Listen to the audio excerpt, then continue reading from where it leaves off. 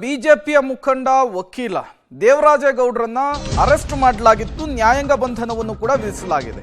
ಇದೇ ಪ್ರಕರಣದಲ್ಲಿ ಈಗ ಸಂತ್ರಸ್ತ ಮಹಿಳೆಗೆ ನೋಟಿಸ್ ಅನ್ನು ಕೊಡಲಿಕ್ಕೆ ಎಸ್ಐಟಿ ಮುಂದಾಗಿದೆ. ಹನಿ ಟ್ರ್ಯಾಪ್ ಆರೋಪಿತ ಮಹಿಳೆಗೆ ನೋಟಿಸ್ ಅನ್ನು ಕೊಟ್ಟು ವಿಚಾರಣೆ. ಹೆಬ್ಬಾಳ ಪೊಲೀಸರ ಮುಂದೆ ವಿಚಾರಣೆಗೆ ಹಾಜರಾಗಿದ್ದಾರೆ ಮಹಿಳೆ. ನಾನು ಯಾವುದೇ ವಿಡಿಯೋ ಆಡಿಯೋವನ್ನ ಮಾಡಿಕೊಂಡಿಲ್ಲ ಅಂತೇಳಿ ಮಹಿಳೆ ಹೇಳಿಕೆಯನ್ನು ಕೊಟ್ಟಿರುವಂಥದ್ದು. ದೇವರಾಜೇಗೌಡರನ್ನ ಯಾವುದೋ ಕೆಲಸದ ನಿಮಿತ್ತ ನಾನು ಮೀಟ್ ಮಾಡಿದ್ದೆ, ಭೇಟಿಯಾಗಿದ್ದೆ, ಅದನ್ನ ಹೊರತುಪಡಿಸಿ ಯಾವುದೇ ಟ್ರ್ಯಾಪ್ ಮಾಡಿಲ್ಲ ನಾನು. ಪೊಲೀಸರ ಮುಂದೆ ಆರೋಪಿತ ಮಹಿಳೆ ತಮ್ಮ ಹೇಳಿಕೆಯನ್ನ ದಾಖಲು ಮಾಡಿದ್ದಾರೆ.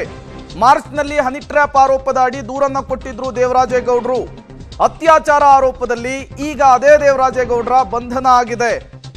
ಈಗ ಪೊಲೀಸರು ಆ ಆರೋಪದ ವಿಚಾರಕ್ಕೆ ಸಂಬಂಧಪಟ್ಟಂತೆ ದೇವರಾಜೇಗೌಡರು ಕೊಟ್ಟಂತಹ ದೂರನ್ನ ಆಧರಿಸಿ ತನಿಖೆಯನ್ನು ನಡೆಸಲಿಕ್ಕೆ ಮುಂದಾಗಿದ್ದಾರೆ.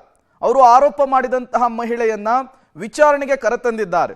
ನಿಮ್ಮ ಮೇಲೆ ಈ ರೀತಿಯ ಆರೋಪ ಬಂದಿದೆ, ಇದು ನಿಜಾನಾ ಅಂತ ಹೇಳಿ ಕೇಳಿದ್ದಾರೆ. ಆ ಸಂದರ್ಭದಲ್ಲಿ ಮಹಿಳೆ ತಮ್ಮ ಹೇಳಿಕೆಯನ್ನ ದಾಖಲು ಮಾಡಿದ್ದಾರೆ.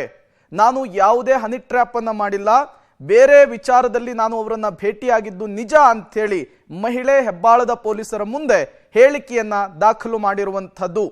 ಈಗಾಗಲೇ ಅತ್ಯಾಚಾರದ ಆರೋಪದ ಅಡಿಯಲ್ಲಿ ಬಿಜೆಪಿಯ ಮುಖಂಡ ವಕೀಲ ದೇವರಾಜೇಗೌಡರ ಬಂಧನ ಆಗಿದೆ.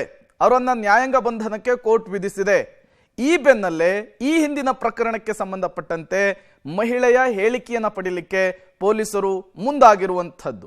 ಇದೇ ದೇವರಾಜೇಗೌಡರು ಡಿ ಕೆ ಶಿವಕುಮಾರ್ ವಿರುದ್ಧ, ಯಲ್ಲಾಂ ಶಿವರಾಮೇಗೌಡರ ವಿರುದ್ಧ ಆಡಿಯೋವನ್ನ ರಿಲೀಸ್ ಮಾಡಿದ್ರು. ಇದರ ಹಿಂದೆ ಯಾರಿದ್ದಾರೆ ಅನ್ನೋದನ್ನ ನಾನು ಸದ್ಯದಲ್ಲಿಯೇ ಬಹಿರಂಗ ಮಾಡ್ತೀನಿ ಅಂತ ಕೂಡ ತಿಳಿಸಿದ್ರು.